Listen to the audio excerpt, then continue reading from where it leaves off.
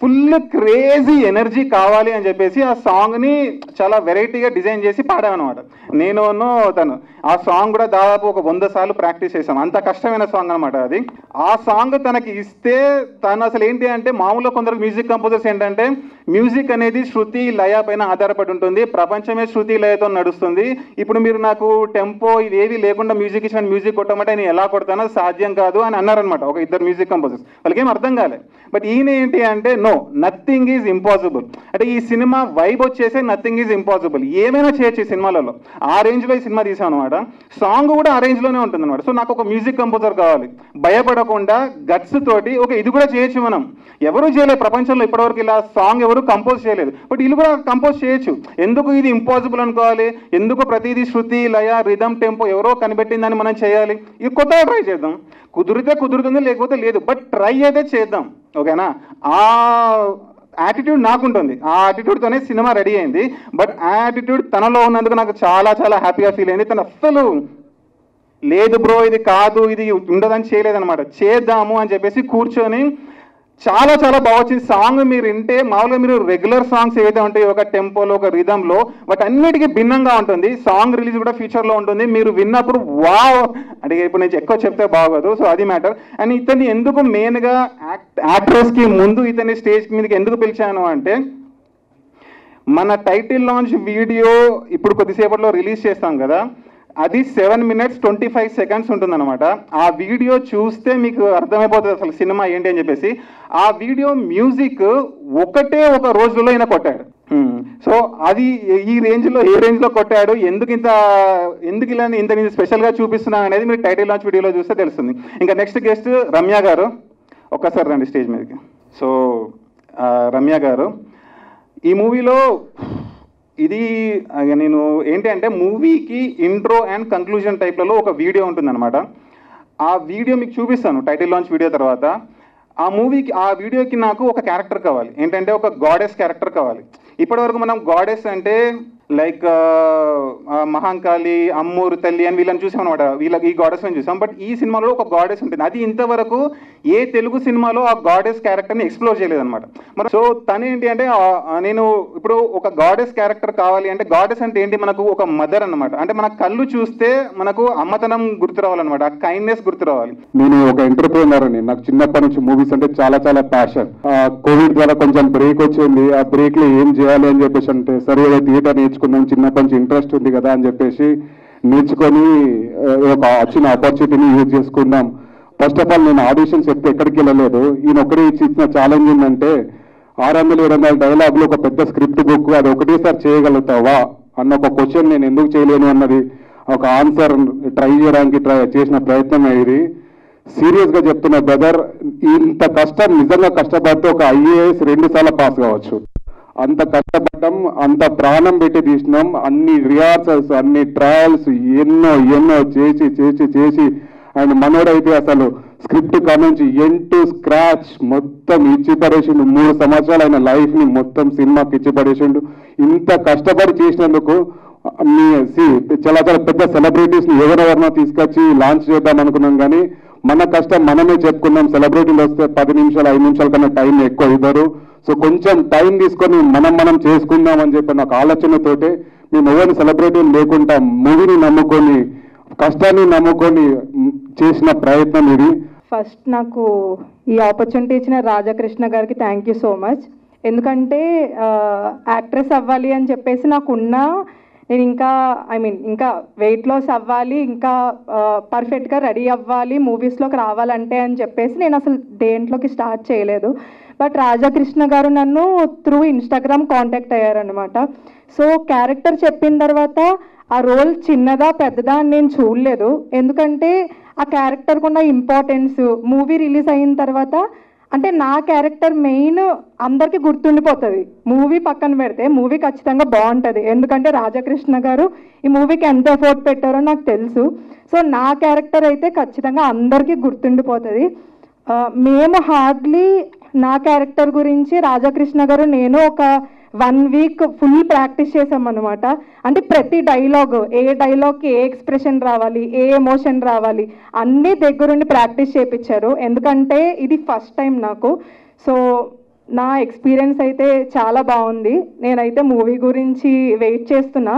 And నిజంగా title లాగే ఈ మూవీ కూడా చాలా కొత్తగా ఉండబోతుంది. అండ్ మెయిన్ నా రోల్ నిజంగా ఇందాక చూపించినట్టు అసలు ఎవరి కళామ తల్లి, నాకు రాజా గారికి ఉన్న రిలేషన్ ఏంటి అన్నది మీకు మూవీ చూసిన తర్వాత తెలుస్తుంది.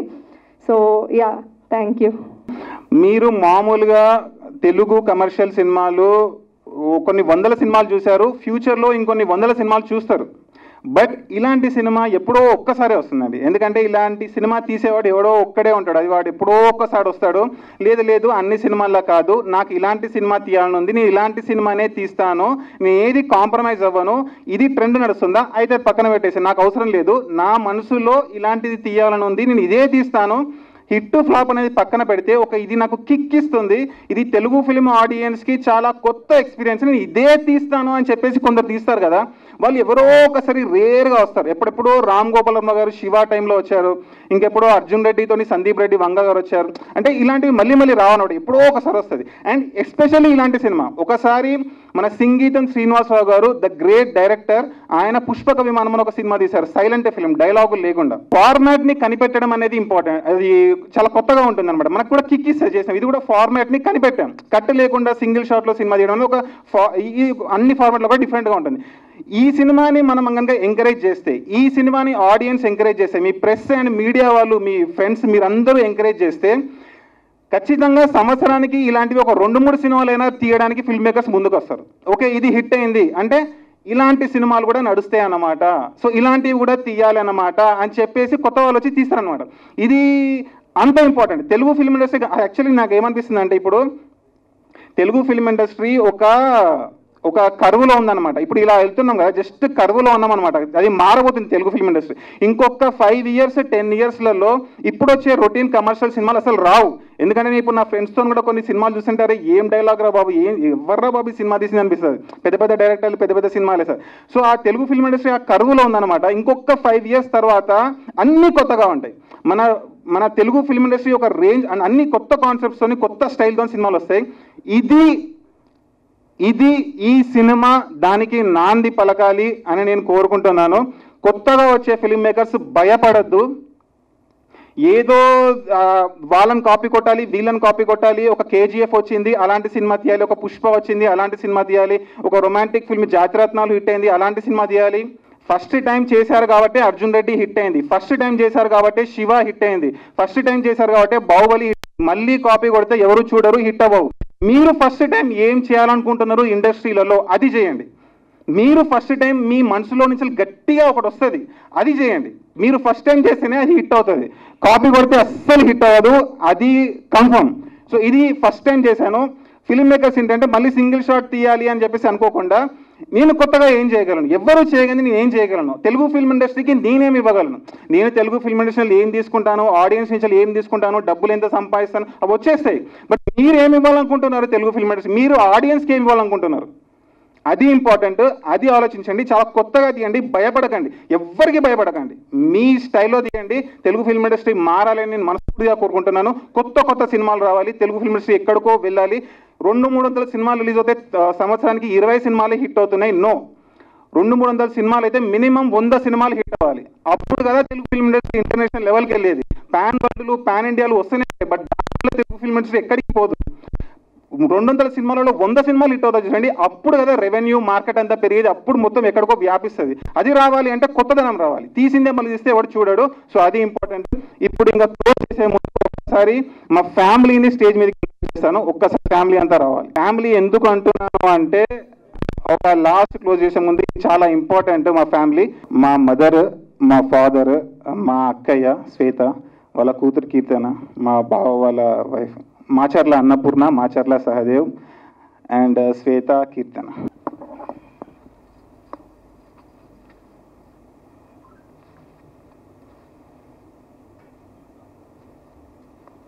సో వీళ్ళు చాలా ఇంపార్టెంట్ నా లైఫ్లో.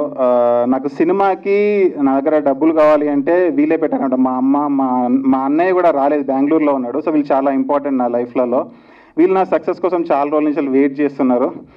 ఎంత వెయిట్ చేస్తున్నా అంటే మాది మిడిల్ క్లాస్ ఫ్యామిలీ, చాలా పూర్ ఫ్యామిలీ నుంచి వెళ్ళి ఎదుగుతూ ఇప్పుడు మిడిల్ క్లాస్ ఫ్యామిలీలో ఉన్నాం అనమాట. మాకు ఒక కొన్ని లక్షలు పెట్టాలి సినిమాకి అంటే చాలా ఆలోచించాలి, ఎందుకంటే మిడిల్ క్లాస్ ఫ్యామిలీ వాళ్ళు ఎంతైనా ఆలోచిస్తారు సినిమాకి. బట్ వీళ్ళు ఏంటి అంటే సరే వీడు ఏదో ఒకటి అవుదాం అనుకుంటున్నాడు, వీడు ఏదో ఒకటి చేద్దాం అనుకుంటున్నాడు, ఇక లాస్ట్ టైం ఒక్కసారి మన దగ్గర ఉన్న డబ్బులన్నీ పెట్టేద్దాం, వీడు ఏదో సినిమా తీస్తాడంటే ఏదో చాలా ప్యాషన్తో ఉన్నాడు అని చెప్పేసి ఆ డబ్బులతో ఒక బిల్డింగ్ కూడా కట్టుకోవచ్చు, ఒక ల్యాండ్ కూడా కొనొచ్చు అనమాట, ఇంకేదైనా కొనుక్కోవచ్చు. బట్ ఎలా బతుకుతున్నారో చూసిన నార్మల్ ఫ్యామిలీ అనమాట మాది. ఒక వరంగల్లో ఒక చిన్న గల్లీలలో ఉంటాం అనమాట మేము.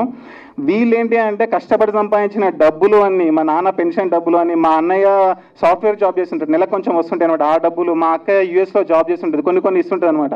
వీళ్ళందరి డబ్బులతోని ఈ సినిమా తీయడం జరిగింది. నేను సేఫ్ సైడ్ వెళ్ళిపోయి ఒక యాక్టర్స్లను మోడల్స్లను హైర్ చేసుకొని ఏదో C grade film B grade film తీసుకొని ఒక 20 లక్షలకు ఎక్కువ అమ్ముకోవచ్చు నేను. బట్ అది కాదు నా యాటిట్యూడ్. అందుకు రాలేదు నేను సినిమాకి, అందుకు అవ్వలేదు యాక్టర్, అందుకు అవ్వలేదు డైరెక్టర్ అండ్ రైటర్. నేను కంటెంట్ నమ్ముతాను, డైరెక్షన్ని నమ్ముతాను, రైటింగ్ని నమ్ముతాను, యాక్టింగ్ని నమ్ముతాను. నేను ఎక్కడికో వెళ్ళాలి అన్నది కాదు, నేను తీసే సినిమా ఒక రేంజ్లో ఉండాలి, ఆ సినిమా అది ఎవరి మతికి అందకూడదు అన్న ఆ థాట్తో సినిమా తీయడం జరిగింది. ఓకే, రిస్క్ అయినా పర్లేదు, బట్ మనం డిఫరెంట్ తీస్తున్నాం, ఇది గుర్తుండిపోతుంది, డిఫరెంట్ ఎప్పుడైనా గుర్తుండిపోతుంది అని చెప్పేసి వీళ్ళు ఇచ్చిన డబ్బుని ఈ సినిమాలో పెట్టడం జరిగింది. రిస్క్ అయినా పర్లేదు, బట్ నేను చాలా కాన్ఫిడెంట్గా ఉన్నాను. నేను చాలా కాన్ఫిడెంట్, ఎందుకంటే నాకు కాన్ఫిడెన్స్ ఎక్కడికి వెళ్ళి వస్తుందంటే నాకు బ్యాక్గ్రౌండ్ ఏమీ లేదు. నాకు తెలుగు ఫిల్మ్ ఇండస్ట్రీలలో ఒక స్టూడియో గేట్ వాచ్మెన్ కూడా తెలియదు నాకు. నేను ఒక్కడనే వచ్చా ఇండస్ట్రీకి. 8-9 ఏళ్ళు writing, direction, acting, producing, editing, VFX అన్నీ నేర్చుకొని ఇప్పుడు ఒక డబ్బులు పెట్టండి, నాకు కాన్ఫిడెన్స్ ఉంది, నేను సినిమా తీస్తాను, ఖచ్చితంగా ఒక డిఫరెంట్ సినిమా అయితే తీస్తాను, జనాలకు గుర్తుండిపోయే సినిమా తీస్తాను అని చెప్పేసి వీళ్ళని నమ్మించి డబ్బులు పెట్టించి సినిమా తీయడం జరిగింది. నా కాన్ఫిడెన్స్ అని చెప్పాను కదా, అది ఎలా వచ్చింది అంటే నేను చేసే హార్డ్ వర్క్ వల్ల. నేను హార్డ్ వర్క్ని నమ్ముకుంటాను. 2 సంవత్సరాలు వంశీ మేము చాలా కష్టపడతాను చెప్పాడు. ఎంత కష్టపడ్డామో అంత అసలు మీ ఊహకంతది మేము పడ్డ కష్టమో, తలనొప్పులు లేచిన ఎన్నైనా సరే చేసామో, అది మీకు సినిమాలో రేపు థియేటర్లో చూసినప్పుడు కనిపిస్తుంది. క్లోజ్ చేసే ముందు ఒక్కసారి మీరు మాట్లాడండి, ఏదైనా మాట్లాడండి. అందరికీ నమస్కారం. మా బాబు ఇండస్ట్రీకి రావడం ఇష్టం లేదు. తను సాఫ్ట్వేర్గా చేసేవాడు, కానీ తన కష్టాన్ని చూసి మేము కూడా తను పాలయ్యాము. సరే, తను ఏదో సాధిస్తా అనుకొని వచ్చాడు. అందరూ అతన్ని ఆశీర్వదించండి, మేము కూడా, మాతో పాటు మీరు కూడా. ఇంతకంటే నేను ఏం మాట్లాడలేను. అందరికీ నమస్కారం. మా బాబు తీసిన కష్టంగా తీసిండు, ఇష్టంగా, మంచిగా మీరంతా. Hi everyone, thanks for coming here. All the best Chinni, for the entire crew. ఈ మూవీ చాలా పెద్ద సక్సెస్ అవ్వాలని కోరుకుంటున్నాం.